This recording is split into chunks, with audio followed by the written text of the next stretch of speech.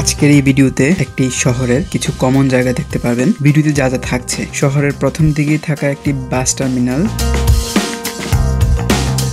শহরের আরেক পাশে থাকা একটি সুন্দর মসজিদ, অন্যতম পরিচিতি একটি জায়গা ক্লক টাওয়ার, ফ্ল্যাগ স্টেডিয়াম, দুটি গির্জা, তারপরে দেখতে পারবেন একটি মন্দির। তো আশা করছি একটু সময় নিয়ে সম্পূর্ণ ভিডিওটি দেখবেন।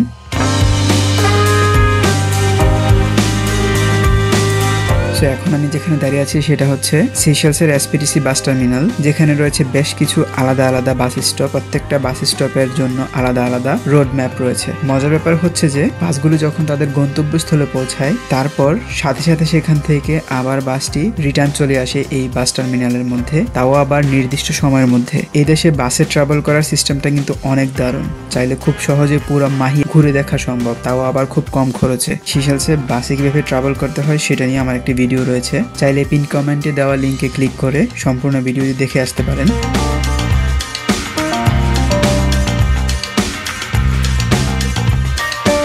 যখন কথা হচ্ছে সিশেলসের রাজধানী ভিক্টোরিয়া শহরকে নিয়ে, তখন একটি জায়গার ব্যাপারে কথা না বললেই নয়, আর সেই জায়গাটা হচ্ছে ভিক্টোরিয়া ক্লক টাওয়ার। শহরের অন্যতম আকর্ষণীয় এই জায়গাটাকে সবাই চেনে। এই ক্লক টাওয়ারের আশেপাশে রয়েছে সিশেলসের সরকারি মিউজিয়াম, পোস্ট অফিস, ব্যাংকের হেড অফিস, সব এখানেই। তো এই জায়গাটা খুবই ইম্পর্টেন্ট একটা জায়গা। তাই আপনি যদি সিশেলসে এসে থাকেন, তাহলে আমি মনে করছি যে এই ক্লক টাওয়ারের মধ্যে আপনি অবশ্যই এসেছেন। আর যদি এই জায়গাতে না এসে থাকেন, তাহলে অবশ্যই এই জায়গাটাতে এসে ঘুরে যাবেন, কারণ এই ক্লক টাওয়ারের আশপাশটা দেখতে অনেক সুন্দর। আর আমার কাছে সবচেয়ে বেশি ভালো লাগে এই যে লেখাটাকে অনেক বড় আকারে লেখা হয়েছে সিশেলস, সাথে একটা লাভ আইকনও দেওয়া আছে। রাতের বেলা এটা দেখতে আরো অনেক সুন্দর লাগে, কারণ লেখাটার মধ্যে সুন্দরভাবে লাইট ফিট করা রয়েছে, তো রাতের বেলা এটা জ্বলে ওঠে। এখান থেকে একটু সামনে এগিয়ে গেলে দেখতে পাওয়া যায় একটি সুন্দর মসজিদ। যদিও এই দেশের মধ্যে মুসলমান সংখ্যা খুবই কম, তারপরও বেশ কয়েকটি মসজিদ রয়েছে। তো চোখে পড়ার মতো শহরের মধ্যে একটি মসজিদ রয়েছে। এখন যে মসজিদটি দেখতে পাচ্ছেন, এই মসজিদটি ভিক্টোরিয়া শহরের মধ্যে রয়েছে।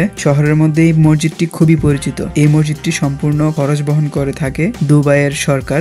রমজান মাসে পুরো 30 দিন ধরে এই মসজিদে ইফতার সহ রাতের খাবার আয়োজন করে থাকে মসজিদ কর্তৃপক্ষ। তাছাড়া রোজাদার ব্যক্তিদের জন্য থাকে আরো নানান সুবিধা।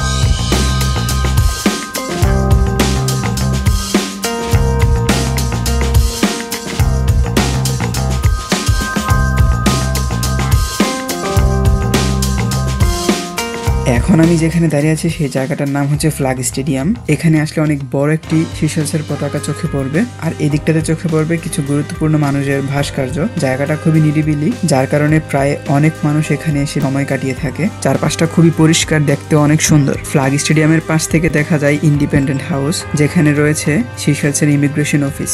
এখানে মূলত পাসপোর্ট, আইডি কার্ড এবং ওয়ার্ক পারমিট সহ বিভিন্ন গুরুত্বপূর্ণ পারমিশন এবং ডকুমেন্টগুলা এখানেই তৈরি হয়ে থাকে। যেহেতু এই দেশের মধ্যে বেশিরভাগ মানুষই খ্রিস্টান ধর্মীয়, বেশ কিছু জায়গায় গির্জা দেখতে পাওয়া যায়। তো ভিক্টোরিয়া শহরের মধ্যে চোখে পড়ার মতো 2টি গির্জা রয়েছে, তাও আবার অনেক বড় আকারে।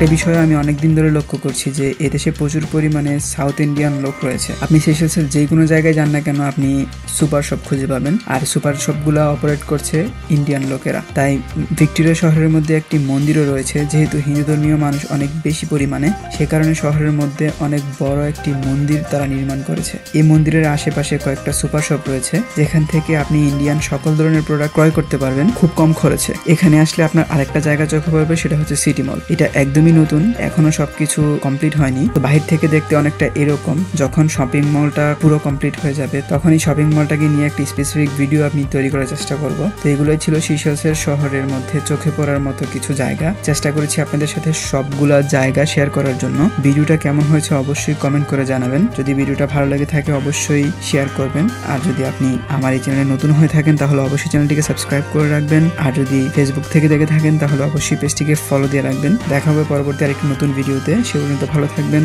আল্লাহ হাফেজ।